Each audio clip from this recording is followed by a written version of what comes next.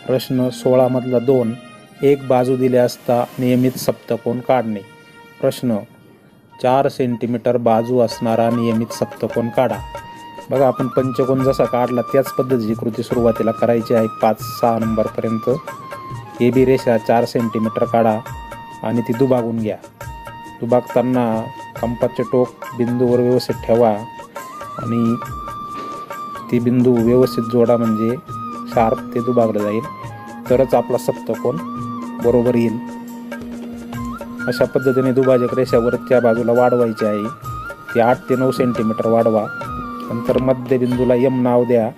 M बिंदूवर compass ठेवा आणि ए इतकं अंतर घेऊन किंवा बी इतकं अंतर घेऊन अर्धवर्तुळ काढा. अर्धवर्तुळ जिथं छेदतं तिथं 4 नंबर नाव द्यायचं आहे, तो 4 नंबरचा बिंदू. नंतर ए बी अंतर घेऊन एवरून जो कंस काढू आपण, तो जो बिंदू मिळेल त्याला 6 नंबर नाव द्या. 4 आणि 6 जे अंतर आहे ते आपण दुभागायचं आहे निम्म्यापेक्षा जास्त अंतर घेऊन. दुभागल्यानंतर पट्ट्याच्या साहाय्याने ती दुभाजक रेषा काढा. ती दुभाजक रेषा ज्या लंबाला जिथं छेदेल तो आपल्याला 5 नंबरचा बिंदू मिळाला, त्याला 5 नंबर नाव द्या. आणि आपल्याला सप्तकोन काढायचं. मग 7 नंबरचा बिंदू मिळवण्यासाठी 4 आणि 5 हे अंतर घ्यायचं किंवा 5 आणि 6 हे अंतर घेऊन 6 पासून वरती 7 नंबरचा बिंदू मिळाला. अष्टकोन काढण्यासाठी 8 नंबरचा बिंदू मिळेल. 9 बाजूचा काढण्यासाठी 9वा बिंदू मिळेल आणि 10 बाजूची सुद्धा आपल्याला बहुभुजाकृती अशा पद्धतीने काढता येईल. मग आपण त्याला नाव देऊ 7, 8, 9 आणि 10.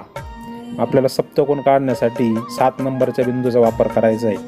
जर 9 बाजूची काढायची असेल तर मग 9 नंबरचा बिंदू वापरायचा आहे. 7 ए इतकं अंतर घेऊन वर्तुळ काढायचं, ते ए बी मधून बरोबर ते जाईल आणि कंपासमध्ये ए बी अंतर घेऊन त्या ए बिंदूपासून वर्तुळाच्या परिघावरती खुणा करायच्या आहेत.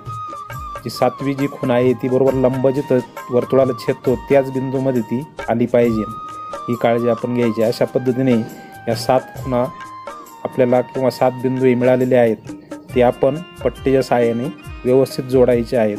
अशा पद्धतीने त्याला नावे देऊन आपला सप्तकोन जो आहे तो सप्तकोन पूर्ण झालेला आहे. अशा पद्धतीने आपण काळजीपूर्वक ही बहुभुजाकृती सोडवायची आहे. धन्यवाद.